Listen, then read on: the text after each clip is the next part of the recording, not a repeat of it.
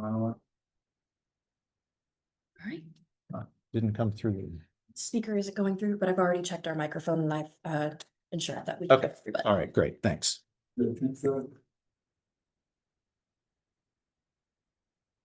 sets of. We have 2 sets of previous minutes to approve, yes. On this one, should the date here match May 1? Or if it may just been that. That's right. Yeah, I'm assuming they should match, yes, yeah. So maybe fix that. Okay. We can approve it based on that being corrected.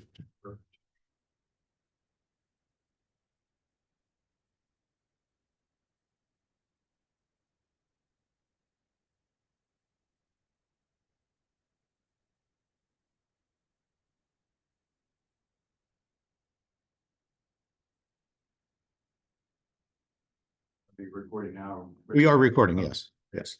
Okay, so I'll call to order the so August 14th meeting of the Board of Equalization of Albemarle County. We'll start with a roll call. We start to my right, please. Bill Howard here. Jack Jewett District. Bob Beard, Samuel Miller District. Evan Mayo, Scottsville District. Dave Norfolk, Ravenna District. Do we have Mr. Freeman joining? We do not. Okay. We have a quorum here based on 4 of the members being present. Correct. Then for the approval of minutes, so there's minutes from the I think the meeting in May was held on May 12th, right? Not May 1st. Is that correct? No, well, it looks like it's actually the June 12th and June 16th meetings that need to be approved.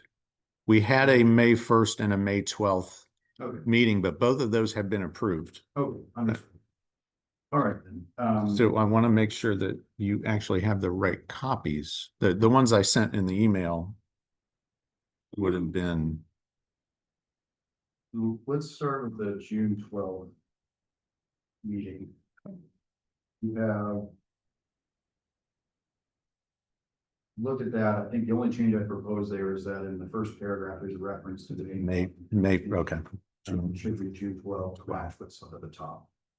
Anybody have any further, first, does everyone agree with that revision? And second, are there any other revisions or corrections to the minutes? I've changed that in the document. Okay.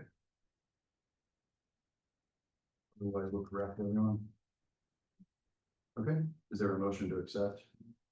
Move we accept the minutes. June 12th. Okay, I will second the motion. All in favor? Aye. All opposed? Okay, the June 12th minutes are accepted with the date correction mentioned and adopted by Mr. Lynch. Next, we have the June 16th, 2025 minutes. Anyone have corrections or revisions to those minutes?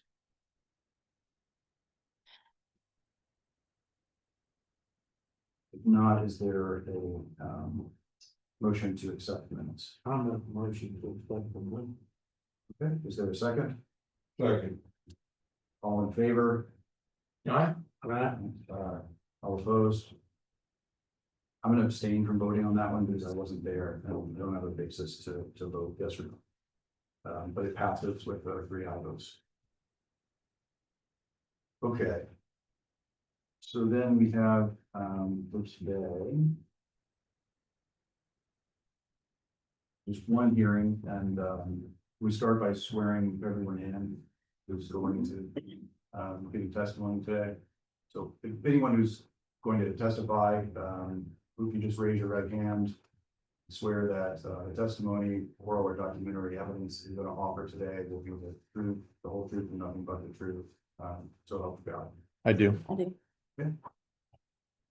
So then the only hearing that we have is on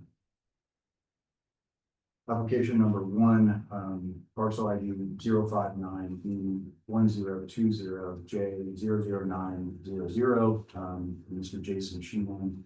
Mr. Sheehan, you have the opportunity to give a presentation, after which there'll be a rebuttal and then a short period if you want to offer a reply. Would you like me to project? You're more than welcome. You want to project on your system or? Is that a pocket projector or a hard drive? Yeah. I don't know how, I'd be able to put it on top of that trash can. Is it short throw or long throw? Let's see. Let's see.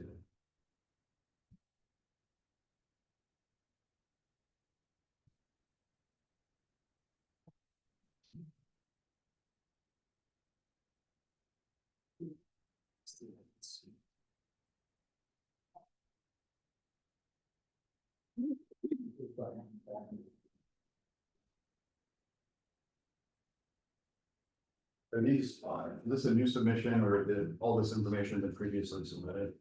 I don't know what's been shared. I submitted this, about a week. so it's, There may be some minor modification. But, I hope that's. You want to look at this? Can you- well, everything that Mr. Sheehan sent me last week, I forwarded to you. So is there something different or? There may be some minor modifications, but I think the file was updated yesterday.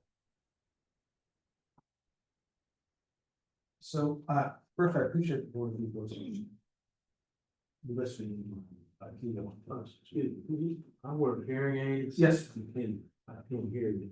Yes, I appreciate the Board of Equalization listening to my appeal. What started out as a genuine and inquisitive question about a home house generator. Sure. Which I installed in my wife, now deceased. Turned out to be a rather circuitous and unpleasant, if not unprofessional, adventure.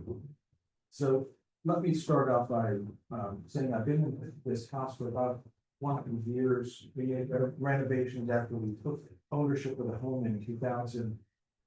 This may be students and I don't know to get it to pass with the check to resolve. Let's just go back to slides. That I started out making renovations with my wife at the time in 2014. Renovations were concluded within a year, and we moved in shortly thereafter. Just to put context, as you all know, Virginia law really requires a fair market valuation of an asset, a property like this. And that asset is really the place of value on the property that is fixed for an asset in its present condition. When I got my assessment, I was surprised that the line item for the generator was escalated in price. It's a generator that we barely use.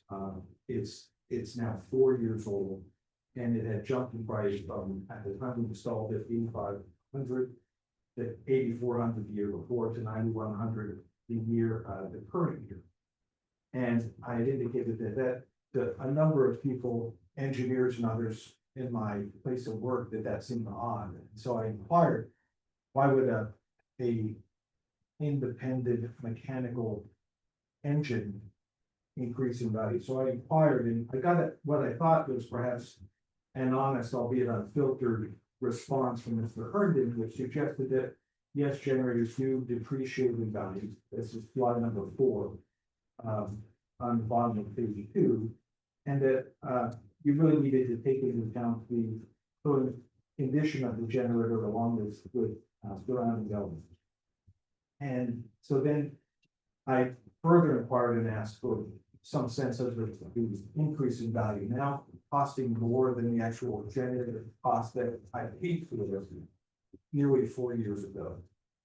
And I got a response back from Mr. Lynch this time rather than Mr. Herndon that indicated that that there was a blanket 10% increase, and that's the middle response, and that everything that was sort of an external part of the house was increased by that. So I presume sheds, gazebos, everything increased by 10%, therefore generators should. It seems to me to be not in keeping with that previous quote, which is really that the generator should be looked upon as what a typical person would expect to pay for a now 4-year-old generator that has been used, rather than a blanket 10% increase in the generator. And so at some point in the discourse and trying to get what I thought was some clarity, I was actually offered by the county what was to be described as a value table for the generator. And so on the top of page 3, I list what a value table consists of. And it's pretty simple. And I don't want to insult the intelligence of the Board of Equalization, who's probably well versed in this, but it really should have methods, it should have data, it should have calculations and results with some organizational table and financial information. Instead, what I got was at the bottom of page 3, which was not a value table, as you can see, but was described as a generator value table by the county, but nothing more than a % difference in the increase of what seems like generators may be much more external billing. And so a value table really, as I defined at the bottom, and as is commonly defined in property assessments and general value tables by accountants and financiers, would really start with a cost approach. What did the generator cost at the time? What would it cost to install? And then to depreciate that generator over a 10 or 20-year lifetime for what that generator is assumed to be. In this case, a standard home generator. So let's say that the generator cost $10,000, which it did not, but that you would expect that over a 5-year period of time, that generator would have depreciated somewhere between $4,000 to $6,000, assuming that a 10-year run for that generator. I might add that not only was the table that I was provided not the so-called value table that one would expect, but it was a table which the metadata shows clearly was created by the county assessor after the assessment was made, not something that was used prior to the assessment. So that sort of is counterintuitive to me that we would be generating data that was used 6 months after the assessment was made to provide insight into how that generator was assessed.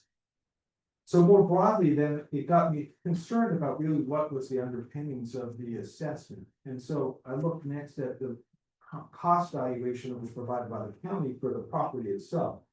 And that's on the top of page 4, slide number 1. And that cost value assessment really breaks it down into square feet of living space, predominantly in square feet of space, and then assigns a unit cost of $323.85 per square foot.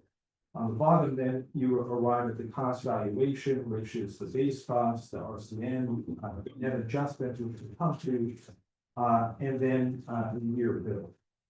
So on the top of page 5, there is this breakdown of this additional $619,000. And if you look, there is a few factors. One is the grade, which is a bit subjective, and we'll come to that because that was recently changed too. Inexplicably, since the house has not had anyone touch it, except perhaps me with a little bit of paint to stop feeling pain. And then it has what is a adjustment of 1.550%. So as you look at that, there are two what would be considered correction factors for what would otherwise be a reasonable cost valuation of the property. One is the multiplier of 1.55, and the other one is the multiplier of 1.94. So they're really, to get back again to the bottom of page 5, the Virginia Department of Taxation says that a cost value approach would certainly look at what would be required to reproduce the property in its current state, minus some of the depreciation costs of the property. So how does one arrive at these adjustment factors? Presumably, they're meant to try to get the property assessment for what would be a representative sale price, which I'll submit to you in another couple of slides, and not being reached and actually is an epic failure. So not only do we sort of throw out this cost valuation model, which is defined in the Virginia Department of Taxation as provided to you, but this 1.55% multiplier is, as Mr. Lynch indicates, a factor used to achieve a median ratio for the neighborhood of 99.93. So that all parts of the model work together to create a valuation, which I get. But it's a little bit difficult to gather how this would be. And in fact, when we look at over the last 2-year period of time, properties that were sold in my neighborhood, as well as the adjacent neighborhood, which is just down the road from us, in the same zip code I'm in, that you'll look at the properties that are listed there. There are about 7 properties, and there is not a plus or minus 20% of the assessment to the sale price. In fact, there's wide variations. And the average variation between sale price and assessment price was 12.8%. So we are not, what is currently being used as this fixation correction factor is apparently not working well.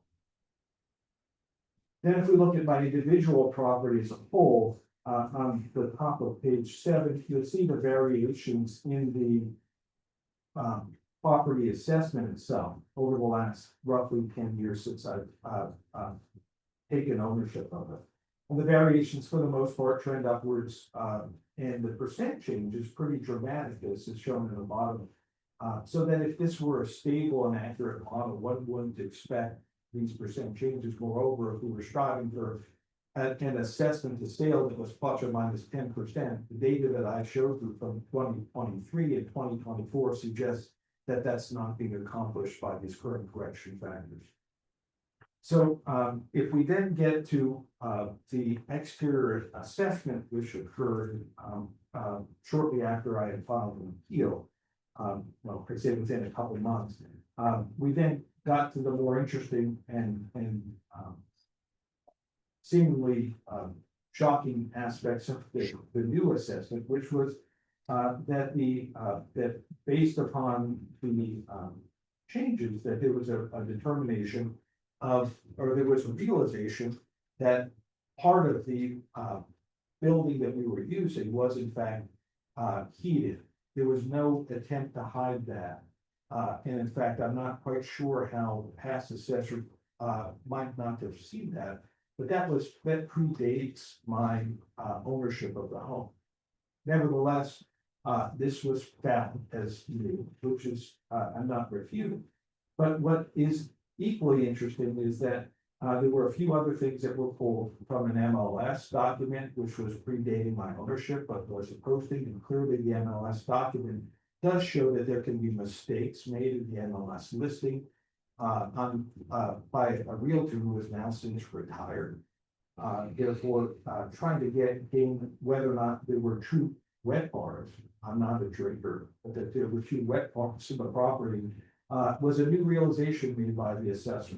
Moreover, there was an assessment based upon a glimpse through what I would argue were closed blinds to an upper unfinished part of the house, as well as the close proximity of a heating unit, which had been there since 2014, when we took over the house, was enough evidence to suggest that that part, which was previously seen by Mr. Haney as unfinished space and being so on the property card up until 3 months ago, was now finished space.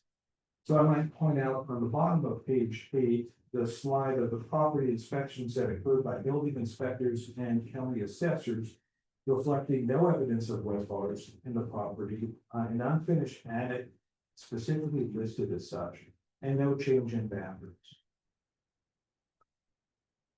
Next page, top of page 9, I had asked for what information caused the assessor to make this change. And I was given 8 pictures. Those pictures I can project at high resolution if you like, but I'm sure the county has them as well. And the response was, how determination of rate the limited speed to the window that shows the area to drywall, plus it was a split unit air conditioner in that area. So I was surprised. I looked at the pictures and knowing that this was a largely unfinished storage space, and I was home and I seldom use this space, the blinds were closed. And other than looking at two of the slats and small gaps between them, I really can't see a picture that shows the drywall. But then I looked at the metadata on the file and found that it was a Coolpix Nikon 6000. I chatted with and then looked at some online sites about the camera. And you can see that the response to that is that the camera is really inadequate to make any assessments of a second story building. And it does not have the appropriate resolution or zoom.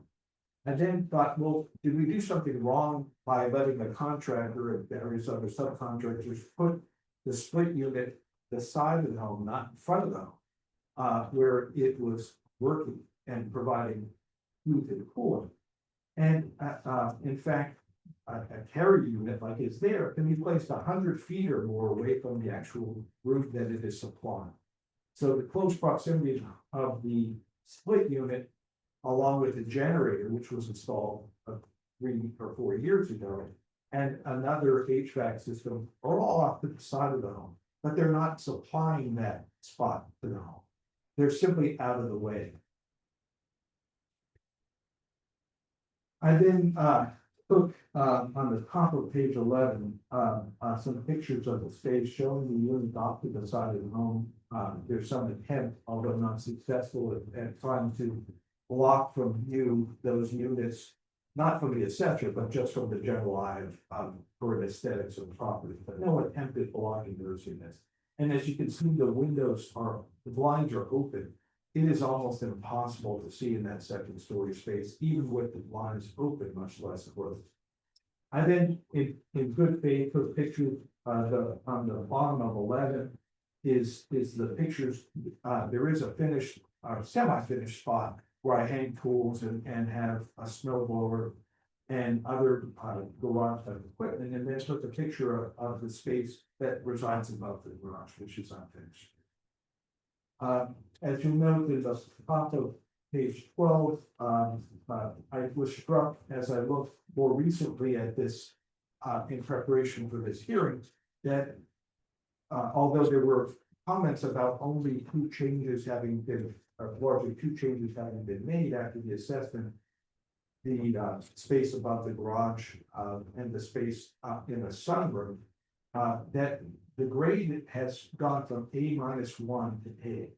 Again, no construction, no changes have been made to the home since 2014 after the construction commenced.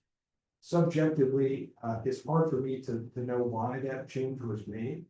I'm sure it's a subjective assessment, but it defies logic that somehow that the grade of the home appreciated rather than stayed the same or depreciated.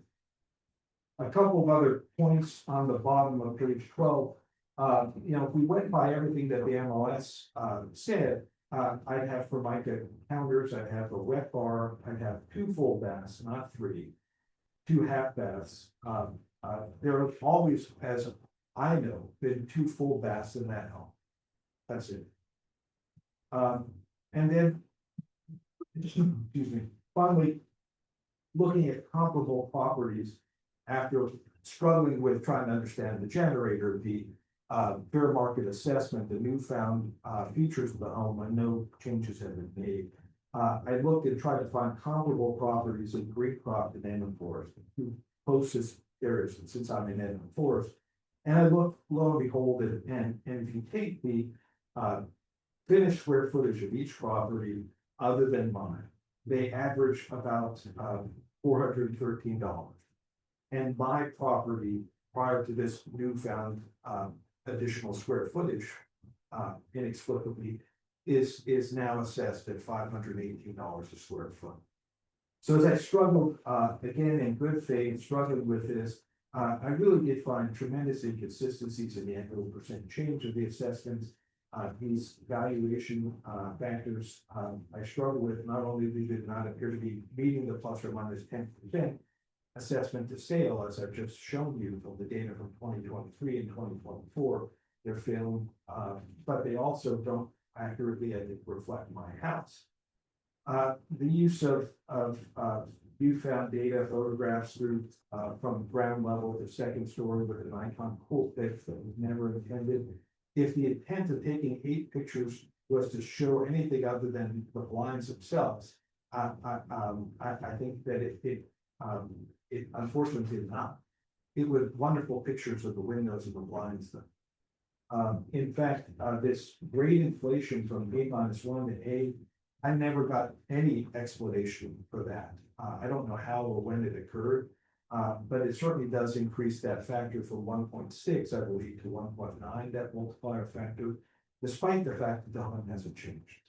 And then finally, what was offered by the county as comparable properties, and we can get into it after his presentation, we can have further discussion, were some properties that were in Foxfield and Glenmore, which aren't even in the same zip code. One of them had nearly 10 acres of property. Mine has 1.2 acres. It's not in, to use comparable properties, which I've just shown you, and then to pull other areas. I mean, next thing we're gonna be comparing everything to properties in exclusive neighborhoods like Farmington. I think you have to look at the comparable data.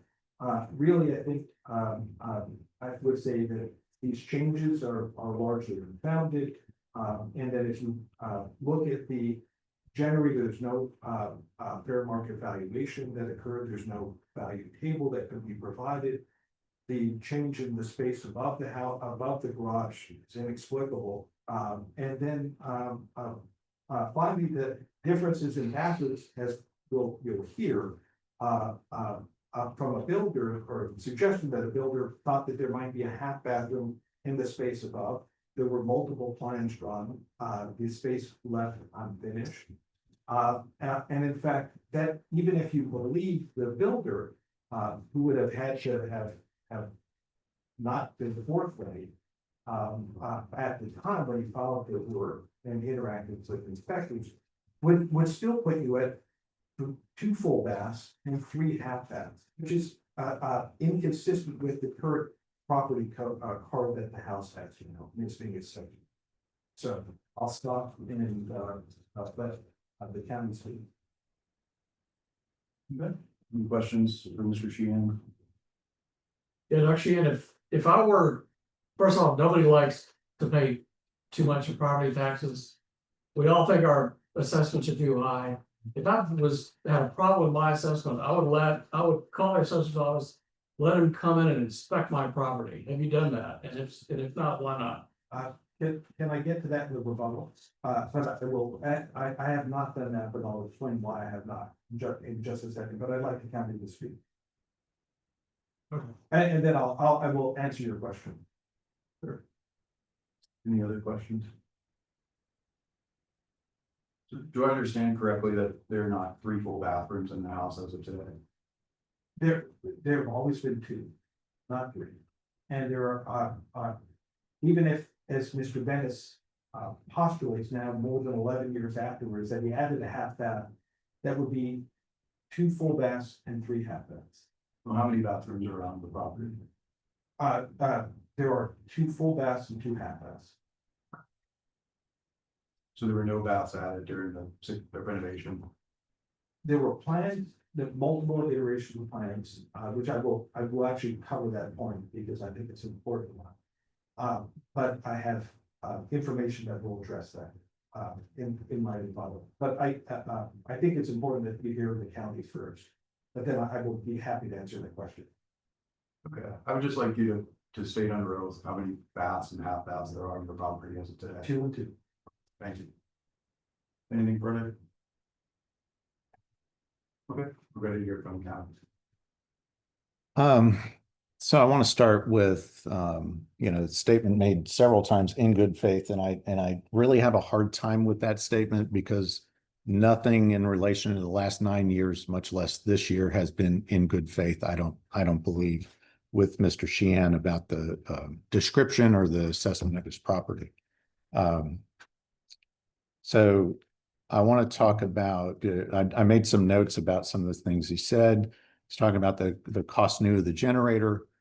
We do not, nobody values a property based on the cost new when it was built. You don't determine the value of a generator based on the cost new 4 years ago when it was put in. you base the value on generators based on the cost new now, and then you depreciate it. So you don't depreciate it from the cost 4 years ago and then less than that. Same thing with the house. The house is based on cost new now, which is why houses keep going up in value. It's, otherwise houses would just go down from the time they were built. So that logic is not correct. The way that Lewis described it and I described it in the emails, weren't exactly the same, but we were saying the same thing. You have the cost new of the generator and you depreciate it, and you adjust that cost new over time. Now, one of the things that we have not done very well, because there are so many aspects to an assessment, is we have not every year analyzed the cost of a generator or the cost of many other items that are separate, that are valued separately from a house, from the house itself, the overall rate. So over time, as we adjust our rates, let's say a one-story house went from $100 to $110 one year. The next year it goes to 120 and then 130. Now I believe it's around 150 per square foot.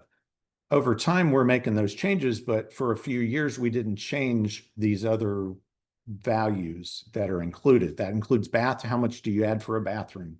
How much do you add for a generator? How much do you add for any other outbuildings? So since we didn't have time to update every one of those items, we said we got to keep up with the overall rates. So we're going to increase every item by 10% this year, or 5% one of the years. And so when Mr. Sheehan requested, what did you base that on? The answer was, we increased them 10% because the values of the homes are going up and we're trying to keep up with it. He didn't like that answer, so he kept asking, why don't you give me the data you based it on? Well, there is no data. We didn't have any generators quotes that we based it on in those prior years. We're bringing it up with the rest of the costs of the improvements. So that's the explanation of generators. We have now done a study. Now, this is not for his value the one that's under appeal, but the one next year, we have found that generators installed, the cost to install, the cost to add the connection to the house, the cost of the generator itself is on average $14,000. Next year, this generator, so we'll be back in these seats next year talking about his generator, I'm sure, is going to be higher. The value of a generator is going to be $14,000 minus depreciation next year, as opposed to $9,000 or $10,000 that we have in the current year. Sorry, extra features. $10,025 is our current rate for a generator. And like I said, that includes the cost to buy the generator. It includes the cost to install the generator. And it includes the cost to connect that generator to the house so that it actually kick on. And the fact that you don't use it very often is great. These aren't meant to be used very often. These are meant to be used when the electricity goes out and you're hoping it doesn't happen very often. And the fact that you use it less often really doesn't matter when it comes to the value. So that basically is our information about the generator. The grade of the house, we went through and consolidated. We had too many grades basically in our model. We had 5 different A grades. This is an A grade house. We had A -1, A-2, and A+1, A+2. We basically took A-1s and plus, I think it was -1 and +1. I don't remember exactly the combinations, and we combined them all into A's. So Mr. Sheehan's house that had been graded an A-1 in the 2024 assessment was graded an A in the 2025 assessment. That wasn't a change. He portrayed it, there were 2 changes after the inspection that were made, but then he brought up the grade change. The grade change was made prior to the very first assessment. That was made as part of the total reassessment for every property in Albemarle County. And it was an attempt to kind of simplify our grades because there is a component of subjectivity sometimes to a grade. And if we have too many options for grades, which when I first came here 10 years ago, there were 45 grades. Now we're down to 18. And if you had 45 grades, you can't differentiate really between a lot of those grades. And we had initially brought them down to, I think it was 25, and now we brought them down to 18. That's why the grade changed from A-1 to A.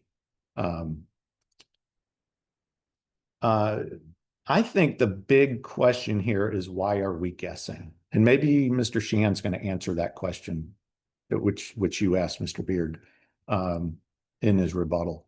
9 years and 4 times we've come here to this board, and yet we have never really known what is present in this house, what this house looks like, what it has. And to me, absolutely, there's the homeowner has the right to privacy. They don't have to let us in. I think that when they are contesting their assessment based on what's inside their house, they have a duty to allow that access to somebody so that we can get the truth out of what's actually in there.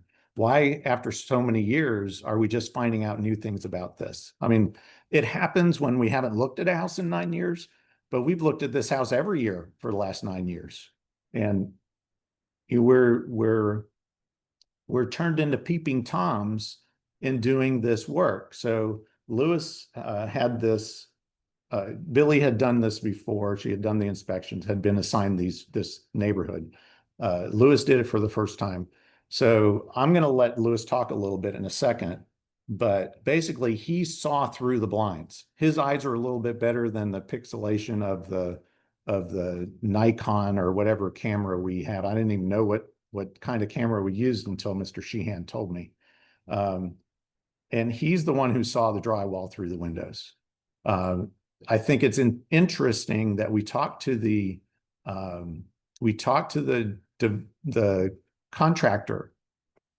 Actually, I'm going to let Lewis explain or relate his conversation with the contractor, because I thought it was very revealing, because it was 9-10 years ago. Okay, I did inspect Mr. Sheehan's house, and I knew that there was some question as to what the garage was. We measured the house, and we didn't have any of the measurements wrong, but still, in pulling the tape, I was looking up in the windows from the ground. There were blinds in all the windows, but from where I could see, the way the sun was hitting it, there was a field of white behind the window. I've done this count for county work, not counting before when I did fee work for 15 years. And normally when you're looking up like that, if you can see drywall anywhere beyond just the window frame, you can assume that's a finished space, that there's drywall in there. And I could see it. If it were just studs and plywood, it would be much darker. I wouldn't really be able to see anything. That, in combination with seeing the mini split, which I assumed was for the upstairs in the garage, I made the determination that that was a finished space. And it's the same assumption I've made with who knows how many houses, a lot. And I think I've been right on most of those. I did call the contractor with Lake Anna Timberwood Homes LLC last week.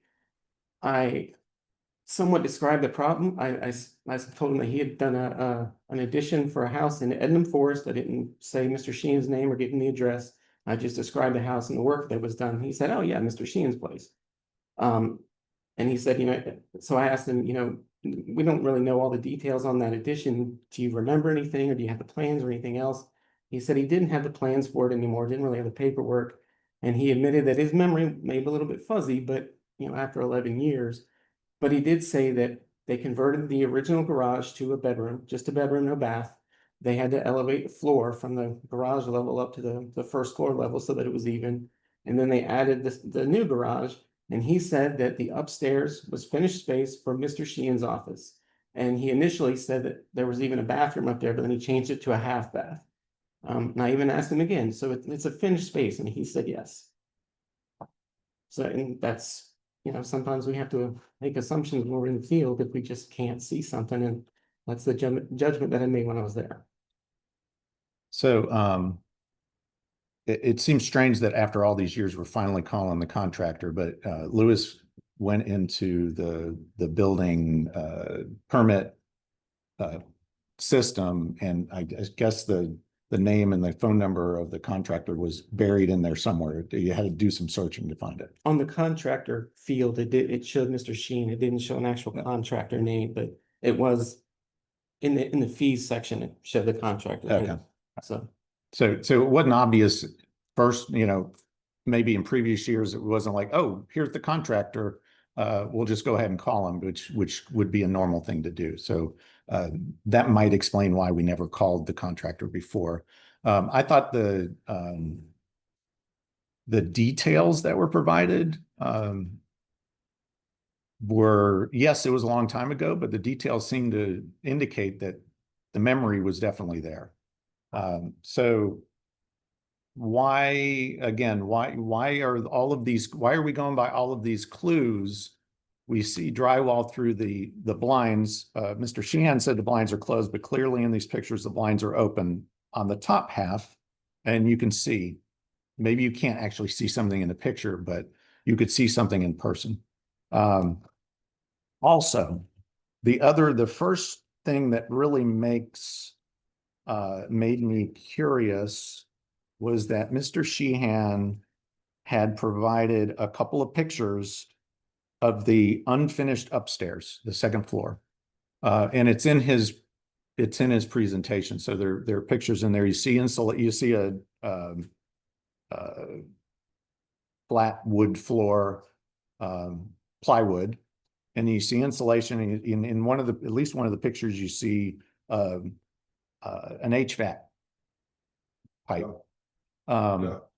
You see no pictures. I mean, I'm sorry, you see no windows. So let me show you on the screen here. There's a huge shed dormer on the back of this.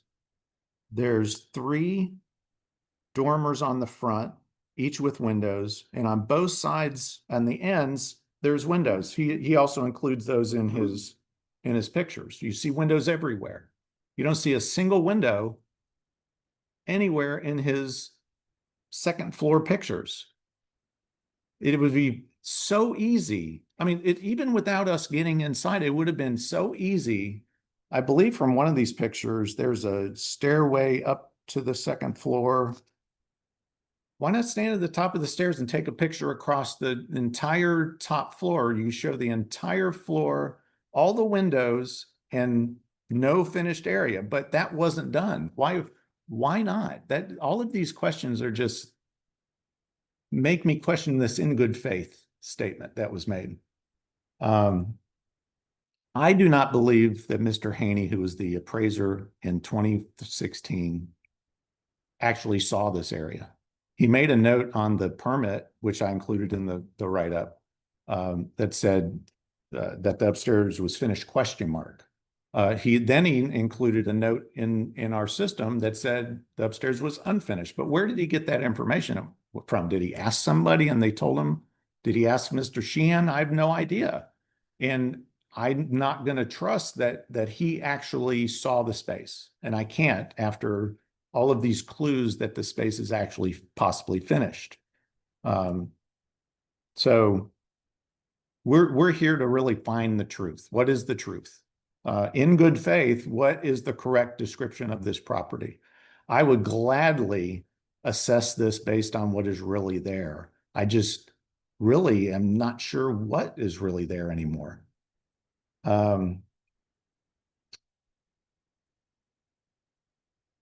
So, oh, and so the pictures, another note I wrote about the pictures, we didn't take the pictures to prove that we saw, well, we took the picture so we could show what Lewis was seeing when he was there, but it wasn't based on the pictures that we know there's drywall or believe there's drywall behind the windows. It's based on his seeing through the windows. So clearly the blinds were not closed, as was indicated. And I believe we have the best information we can certainly get at this point. It is possible that the room over the garage has an office and it has a half bath. We don't know. We don't believe it's not finished either.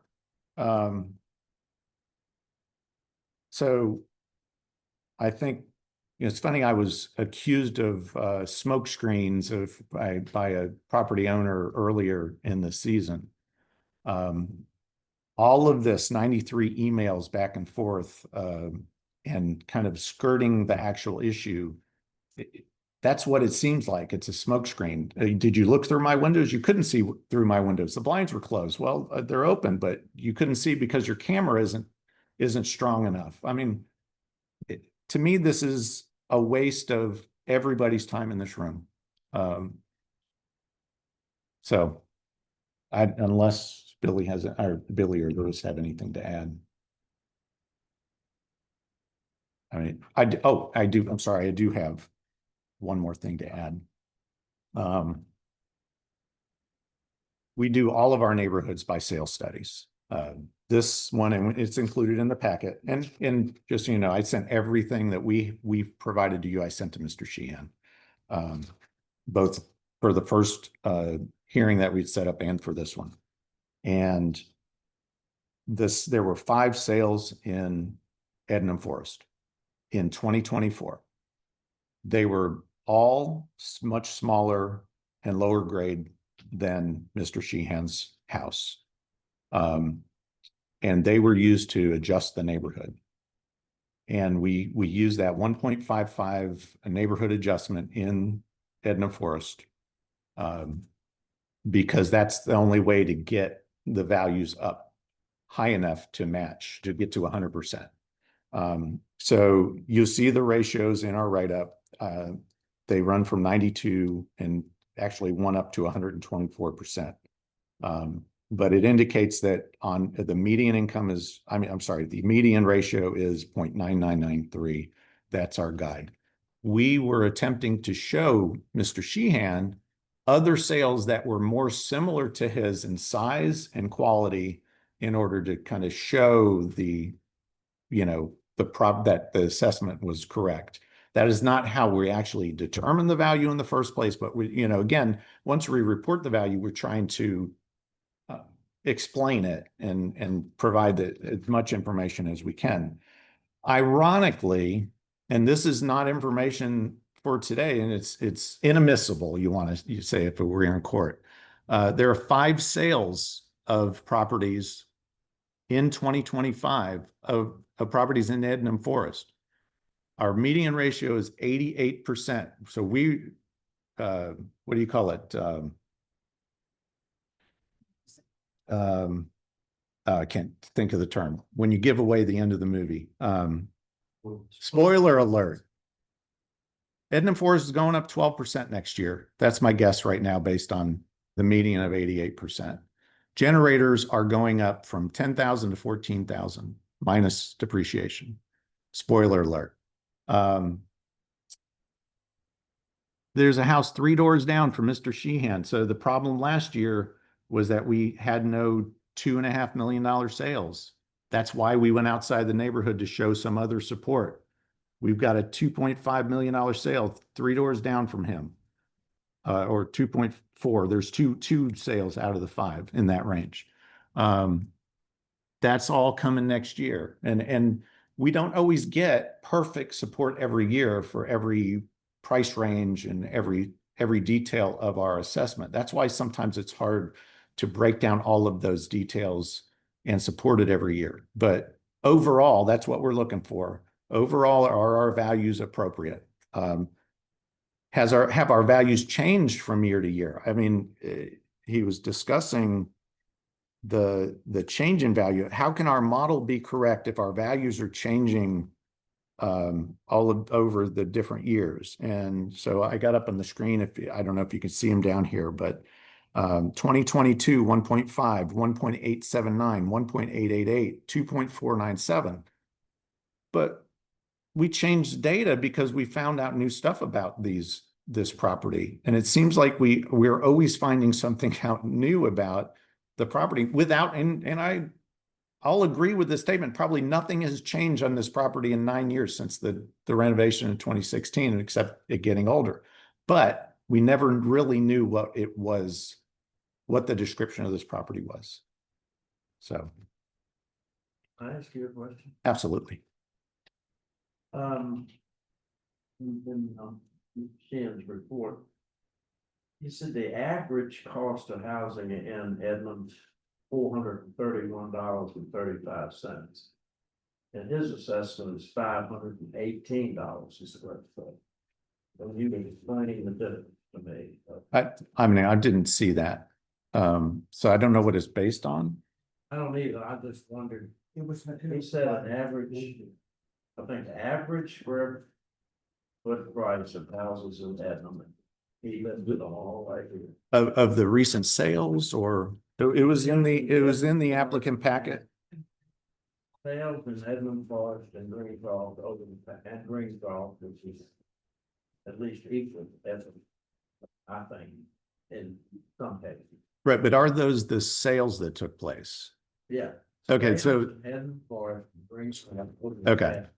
all right, then I don't know about Greencroft, but, so my answer to that would be the same as I just said, that the sales that took place in 2024 in Edmund Forest were all smaller and lower grade homes. So it would make sense that the average per square foot value or price, whichever one that is, of those homes will be less than his, because his is higher grade. That many smaller houses and less quality houses in Edmund Forest.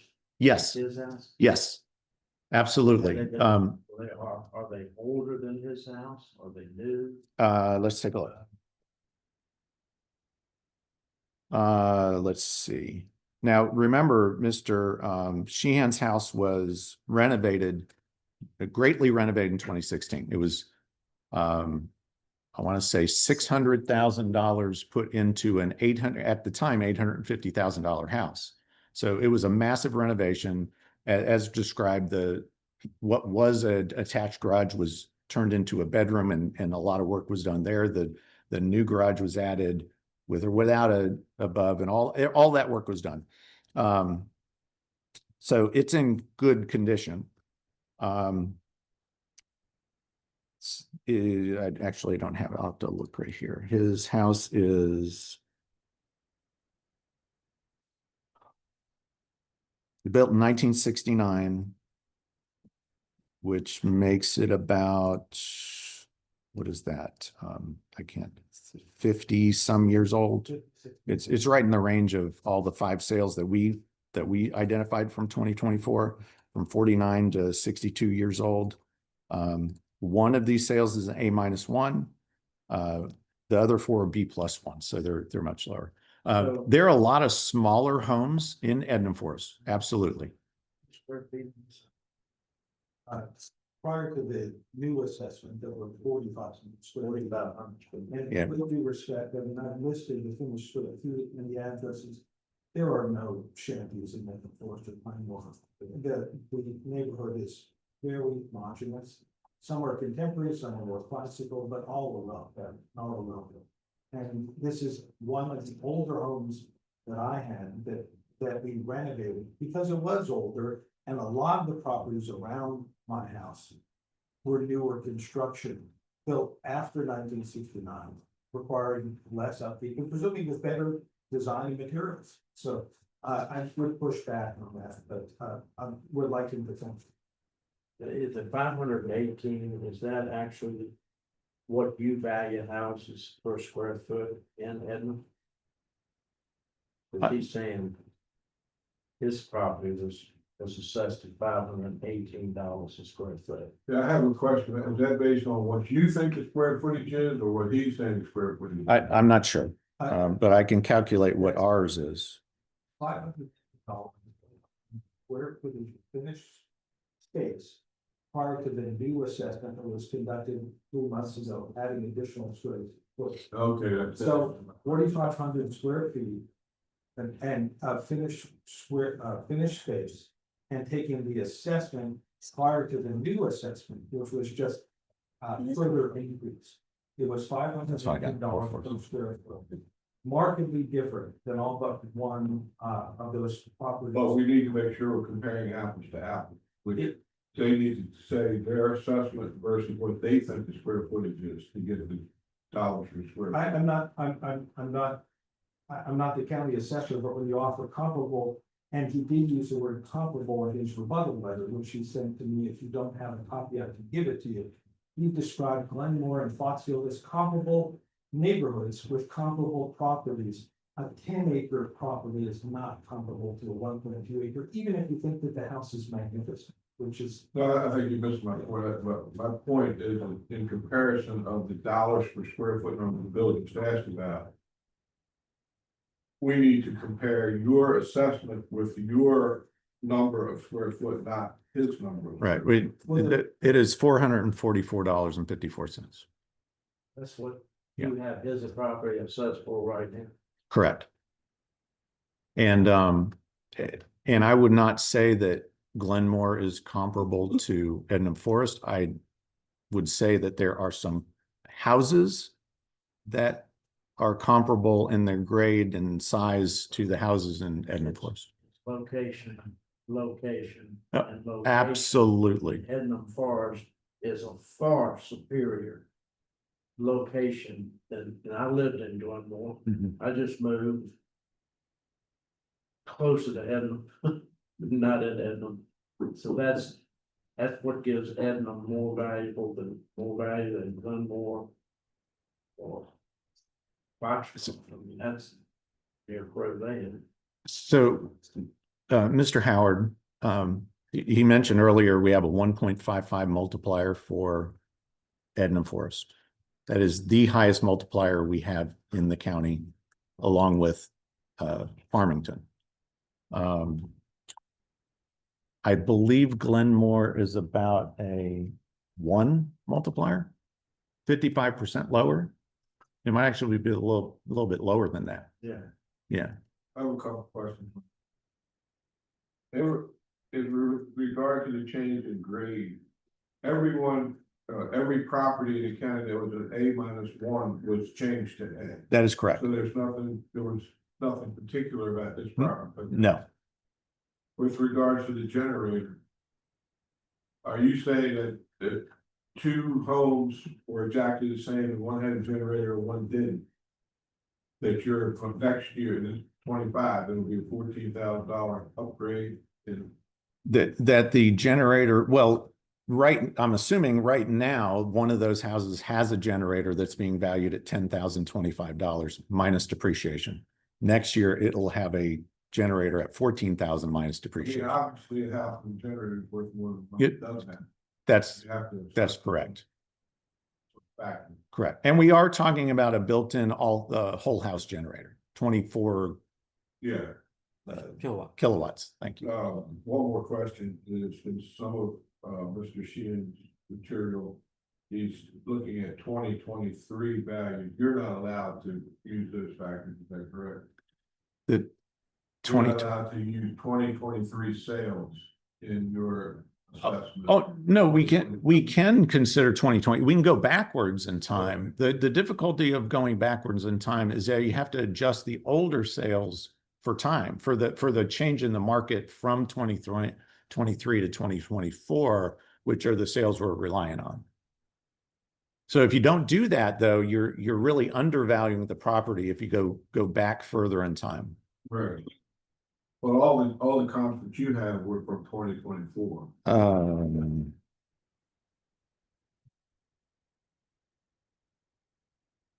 that's owner comp. These are owner comps. Assessor comps. It says there were 5 sales in 2024, so I'm assuming they're all. Yes, they're all from 2024. That is correct. And, Mr. Mitchell's not here, but we gave this grid to provide all that information that he has asked about in the past. so you can compare the different ones, the different sales from different places.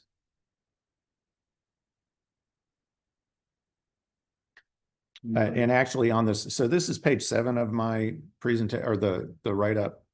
And it's the grid, and it's, you know, to show what I was talking about. Edna Forest shows, it's under the neighborhood. It's got like the fourth from the top. Edna Forest has a 1.55. We call it a res factor. Foxfield, which is in that general area, but it's more of a rural area section, 1.13. So several of those sales are from there, but they're more similar size and grade, which is why we presented them. And then the Glen M one shows the res factor of 1. So.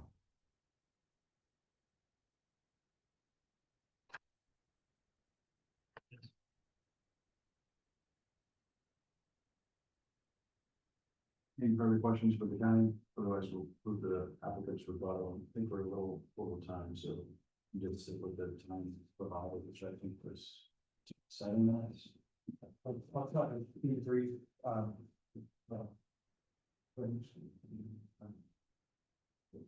let it, I'll get one more copy.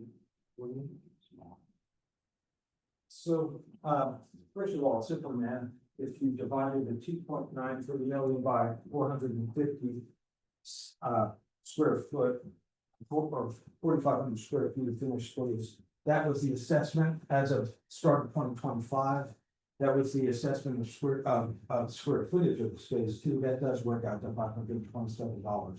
Now with the addition of the nefarious additional space, it does drop it to dollars per square foot, but that was the assessment, 527. Simple math may be a challenge. Mr. Beardy asked the question, why have I not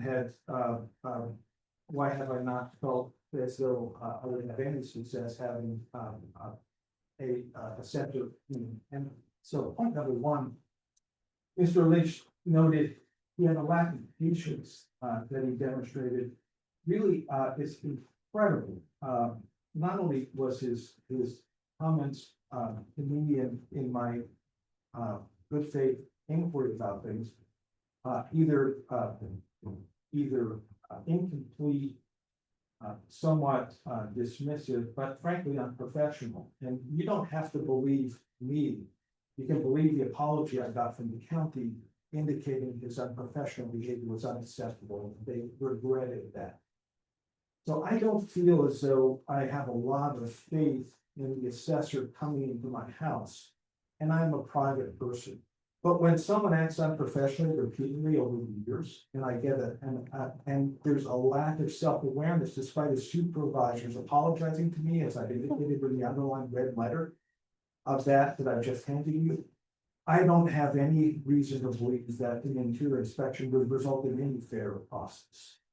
Second of all, the office is poorly run. I point to number 2, and of which Mr. Lynch was very much privy to multiple emails. I can't tell if it was just a poorly run office asking me to come at 12:10 a.m., which I questioned on at least 2 different emails after it was confirmed to me, and it was confirmed. Or was it an attempt to frustrate me about the Board of Equalization's original schedule? But I kid you not, how can an office be so poorly run after a county citizen asks, are you sure about 12:10? Yes, confirmed official confirmation with Mr. Lynch on. And I changed my schedule around thinking maybe he's just trying to frustrate me. I'm not going to give up.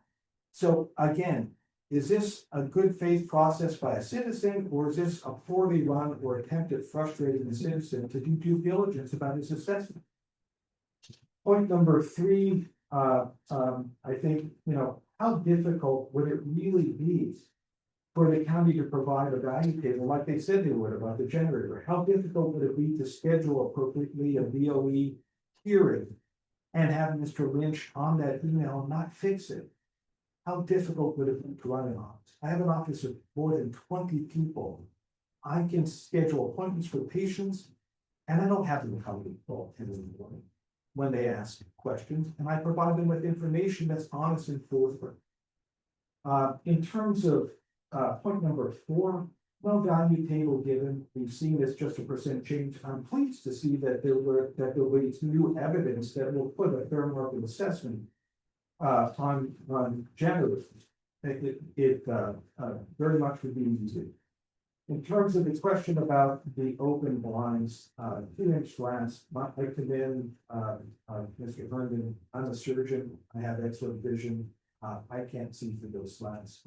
Why would you take 8 pictures to look at the blinds unless you thought that those pictures were really intended to film what he's going to postulate, which is that this is finished space? In fact, it's not. And then I was amazed in some of the correspondence that Mr. Lynch chose to discount Mr. Haney and Mr. Willingham's assessments. Not only did he completely say that what they assessed never happened, but what they documented never happened. Somehow magically a bathroom appeared. The county says they have no record of how that ever occurred. And also somehow they're going to claim that Mr. Haney didn't, in fact, see that the space was unfinished, despite him documenting that in the records at the time.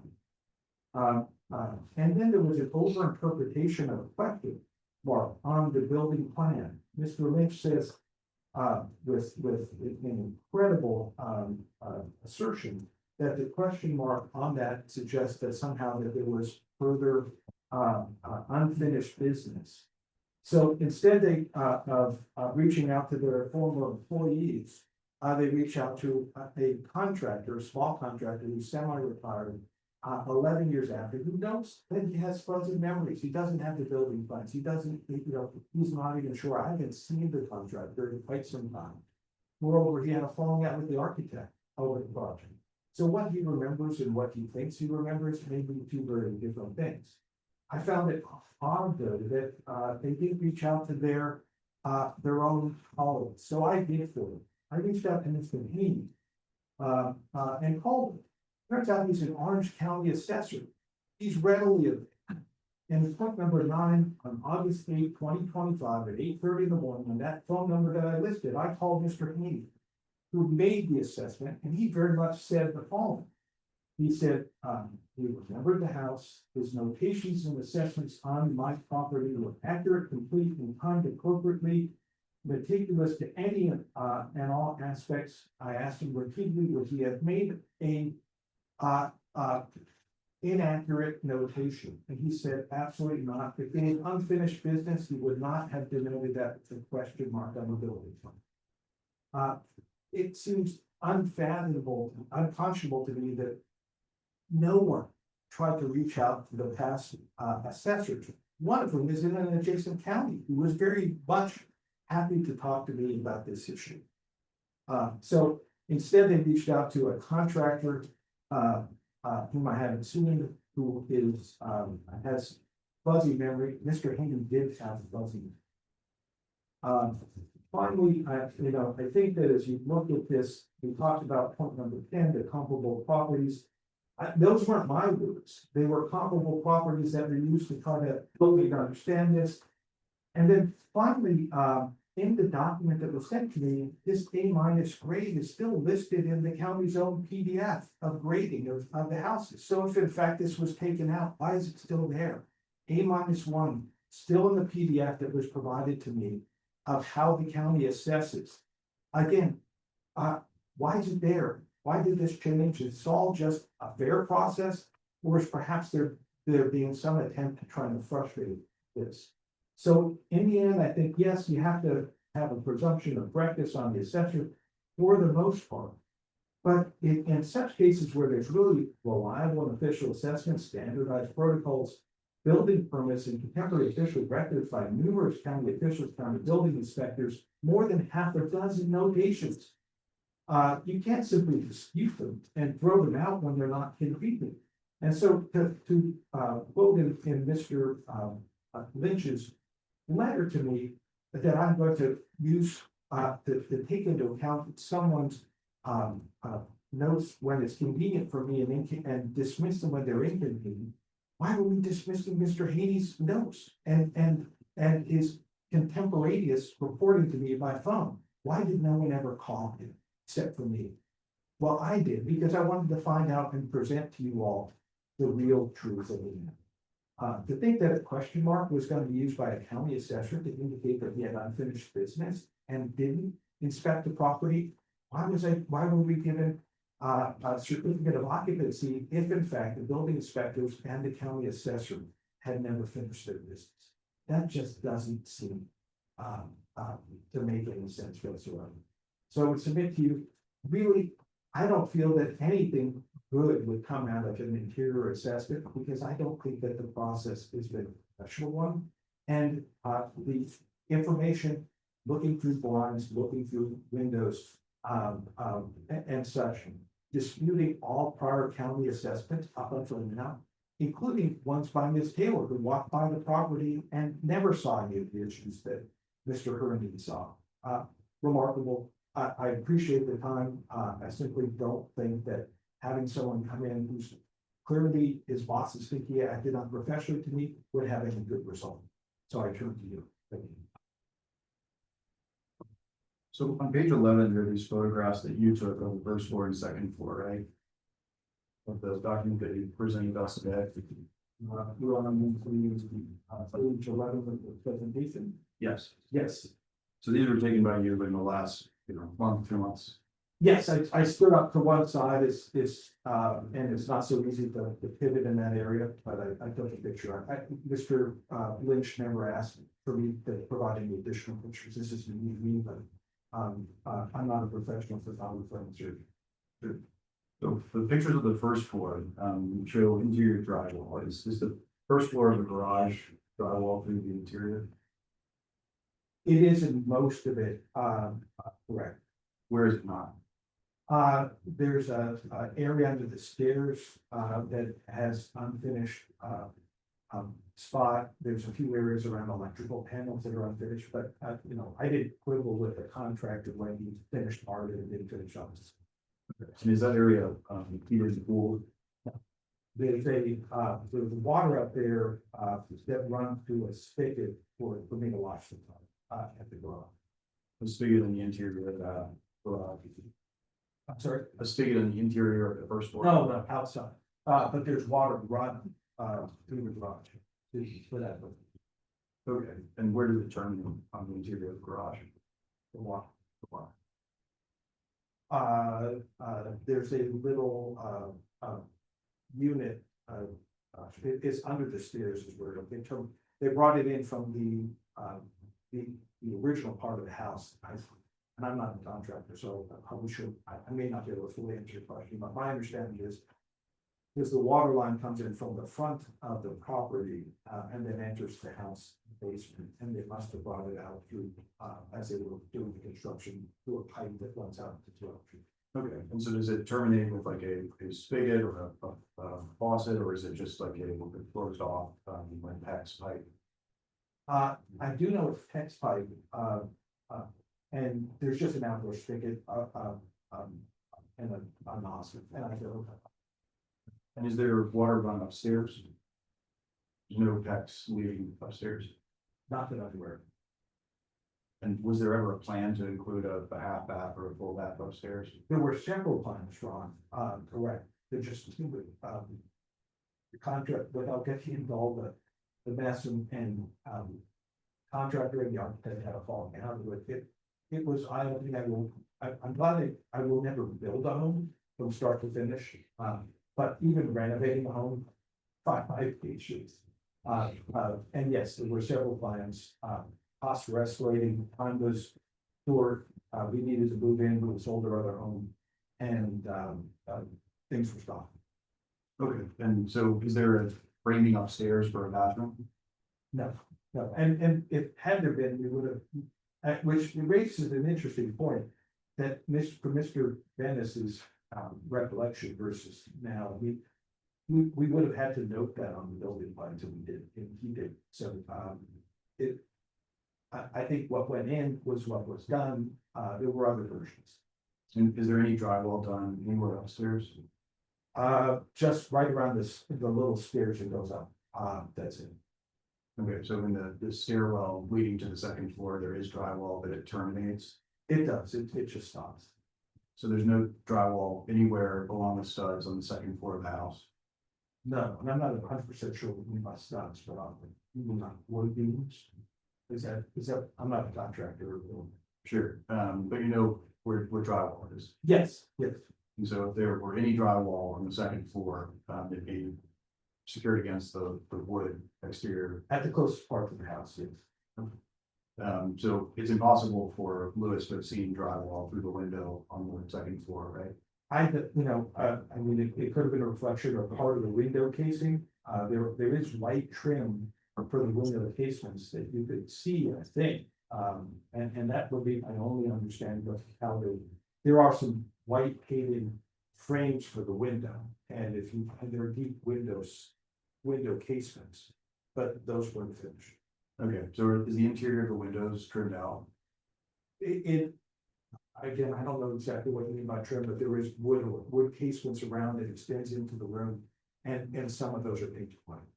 And so Some what of are them, I those, think, can be painted white, and what are those attached to? just the walls. I mean, just the bare structure, What are the walls made of? wood.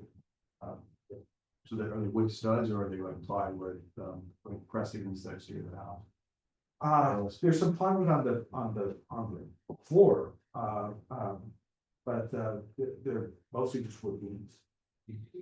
And the trim is secured against the wood beams. It's secured on the perimeter, and I don't know, like underneath it versus above or on the sides. Okay. So the picture that you gave us here, looks to be like kind of towards the area where the roof line slopes down into the corner, right? It's just where you come up from the stairs to see that, that's why. Okay. So what is this piping, or that silver, The black conduit is some sort of it's not black, it's silver, it's stuff. let me just see. Right here. Which, On page 11 of the document we provided today. oh, yes, I think that's part of the HVAC systems that it was on the area. It doesn't actually do the full test space, but it's possible. Okay, and so then on this picture directly above it, there's two heat pumps and a mini split, right? You know, sir, one of them's the generator, then there's a mini split that runs into the house and also a HVAC. There are a couple of different HVACs to the house. They're all on the side or in the back of the house. Okay, so which part of the house is the mini split covered? Part of that new addition, bathroom area, not bathroom, bedroom area, that Mr. Ben's. Okay. So there's no, that's not an ensuite bath in the area that where former garage, there's no bathroom there? No. Was there ever intended to be a bathroom there? I don't, my wife took care of a lot of it, what she intended and what was done there. There were multiple rooms.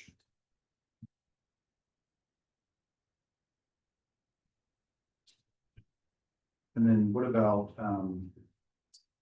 the porch that they've kind of finished area? Yeah, I'm not disputing that. That was pre-existing. Frankly, I don't know how that was not seen before. Never any attempt to hide that.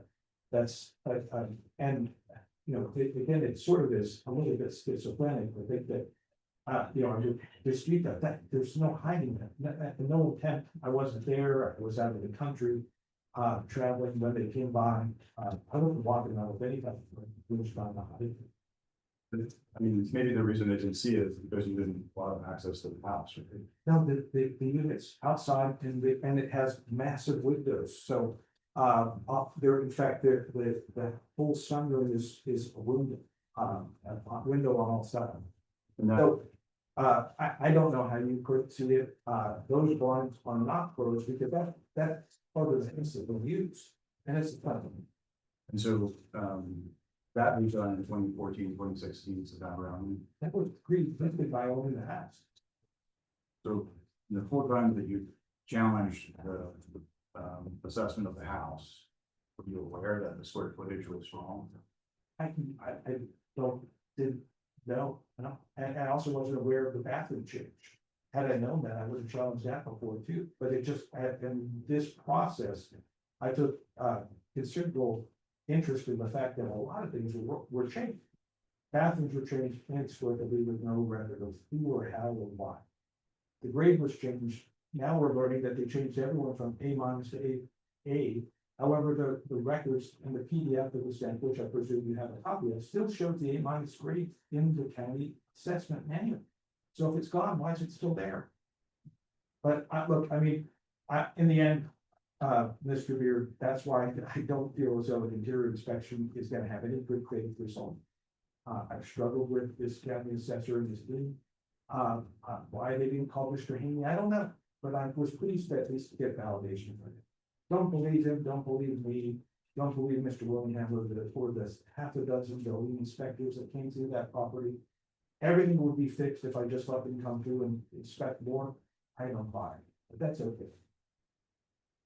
So I can add some information though, if you would like. Sure. So first of all, he mentions all the inspectors that came through. There was never a CO called for on this permit from 2014 that was finished in 2016.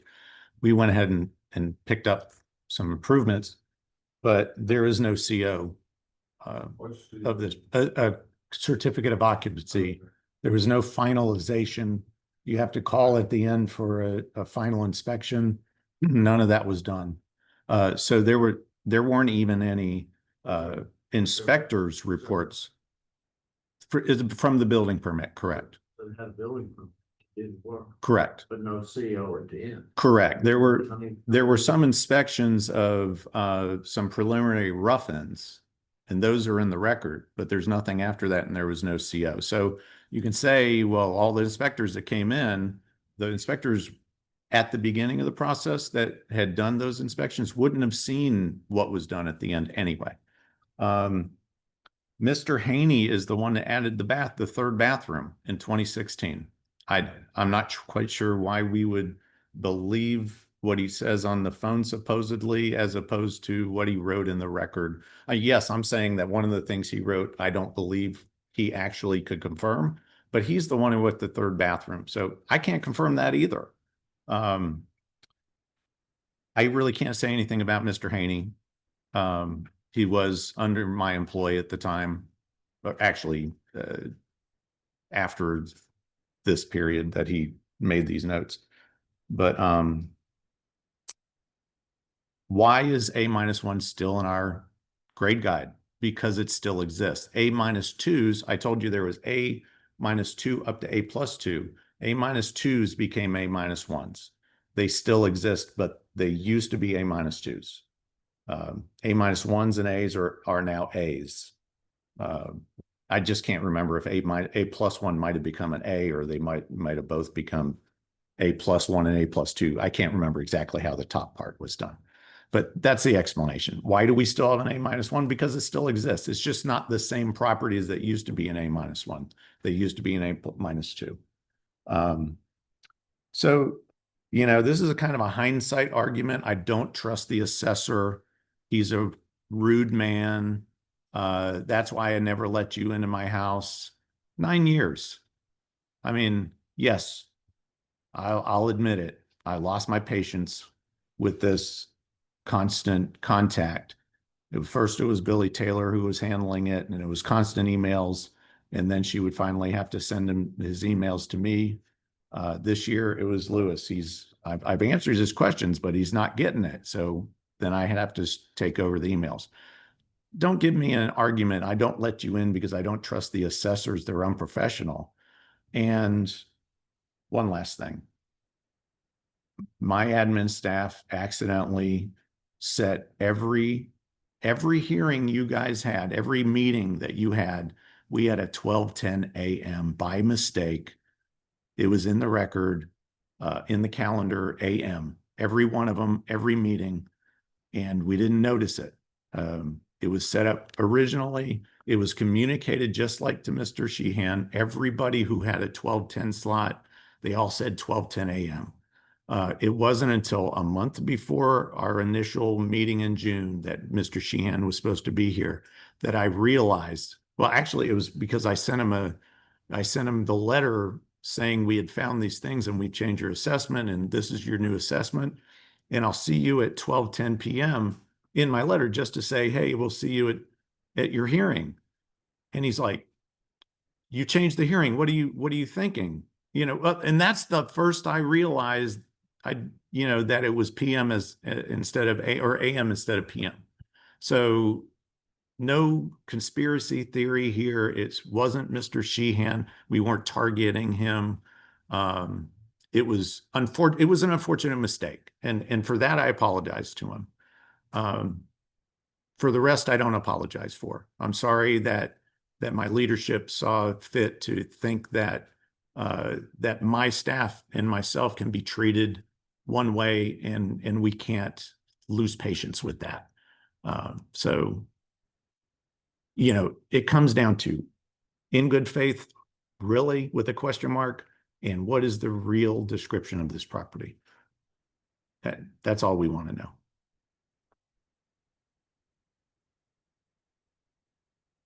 I would add, if you'll note the time of the building inspector's visits and the time of Mr. Green's visits, it was a long after the construction was completed. So to argue that somehow that the inspections by multiple people were done before the thing, were done in July of 2016. The house had already been reassessed and the construction had long been finished. I don't know why he can argue that Mr. Haney was right on the bad things are wrong and everything else he wrote about. But that's what he's doing. And I can tell you that but this level of professionalism over the years has been challenged with this office. And the office is not run like a fine Swiss watch. Did you ever get a certificate of occupation? The construction was finished. I don't know what Mr. Dennis, but we were told we were allowed to do it. And the building inspectors had finished their work. So short answer is yes, we were told that anything we had to do was completed. It was quite some time ago, and I'm going to add that we followed every protocol, let everyone in who needed to come in, and dotted the i's, crossed the t's, paid the fees, and followed the processes of the county, including some of the overlapping time that Mr. Lynch became county assessor. So when you say yes to that, you're not actually saying you got the certificate of occupancy. You're saying that you moved in when they told you you could move in. Right? I don't, maybe I should misspoke. We were told we were allowed to do the house. Staff by who? Who Who told you you could move in? the building inspectors, Mr. Dennis, said everything was checked out. Who's Mr. Bennett? Dennis, he's the contractor that has the fuzzy memory. You never received a certificate of occupancy or written certificate. I don't exactly know, but it was quite some time ago. The house is long since been occupied. Well, if the county permit system says you didn't get one, do you have any basis to oppose that record? No, I don't. I mean, I don't know what we followed the permits, the permit funds were paid, everything was completed. Who is the architect? I don't even remember.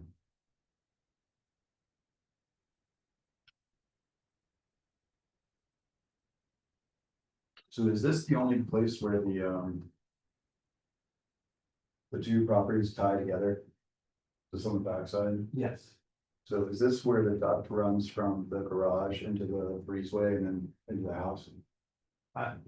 You're unfortunately asking above my pay grade, but I believe, I mean, I know the electrical and pipes and all run through that breezeway between the old house and the new house, whether it's in the above or below or how it is, I'm not sure. I know there's some things that run in the flooring, there's some things that run above. Just seems curious to put HVAC that far away from the area of heating or cooling. You'd have efficiency loss. from the moment he started piping it all the way. I can't say that that we picked the best contractors. I've since learned that we had not. But that's water under the bridge. I've had to do multiple repairs and the HVAC repairs, I've had to replace several already. And fix problems that arose, including some duct work that was seemingly going to nowhere. So is there any HVAC in the garage? No, oh, I'm sorry. Is there any heat or cooling? No. Other than that which may pass through that conduit, and I mean, Can you pull up the picture again? if something leaks out through that pipe, I can't say. It does not get as cool. I'm sorry, as cold upstairs in the winter as with the. Because if they had the mini split is on the far end of the garage, right? Yes, There's no HVAC in that garage. They're not gonna have a duct work there. That's the air handler is gonna be in the attic of the house or in the attic of a cooled or heated space. And yes, there will be pipes that go from the outside unit into the air handler, but it's not gonna be a duct running there because the duct is what brings the heat and the cooled air. Since there is no heated or cooled air in the garage, they wouldn't need that duct there. something is running through there. I want to presume it's related to that HVAC, but I don't, it's not open if there's no heat there.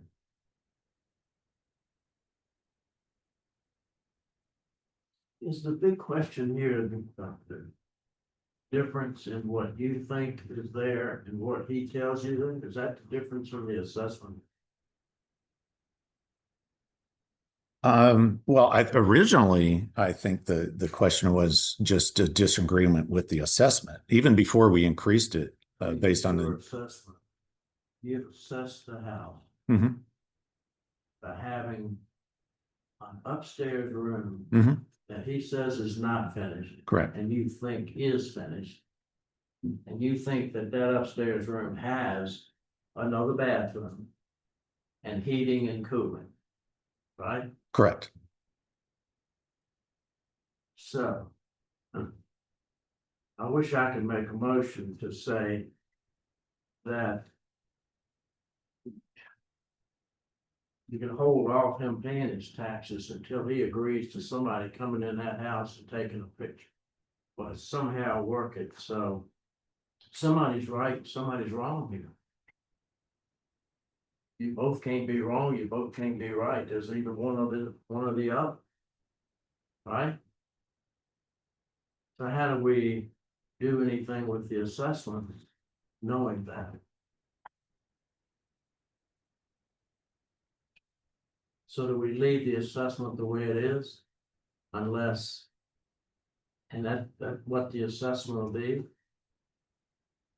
And then you reimburse him some money? If we can get in the house? If he doesn't let us in the house? Then the assessment stays the way it is. Is that possible?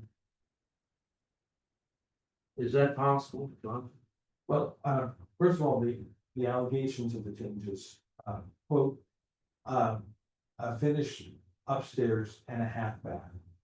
Right now, the property shows 3 full baths and 2 half baths. So already the property assessment's wrong. Well, we're trying to figure out how to get it right. I understand, Yeah. but let's just say that we agree with Mr. Lynch's assessment. He's wrong in the way what he's put forth to you and to the BOE is not what I'm being assessed for. Second of all, I'm just gonna say that I have no interest in having Mr. Lynch or his employees at this point come in the house. We get But- somebody, we get an independent party to do it. I would consider it, but I think Mr. Lynch has shown unusual interest in this case and his difference between he and his supervisors about his actions. He continues to defend those. I don't think that that's a good working professional relationship where I can value an honest assessment by anyone that would be in this area that might know Mr. Lynch or be affected by the advised by Mr. Lynch. That's, interestingly, why are we believing that Mr. Haney was so nefarious and ill-equipped to do his job?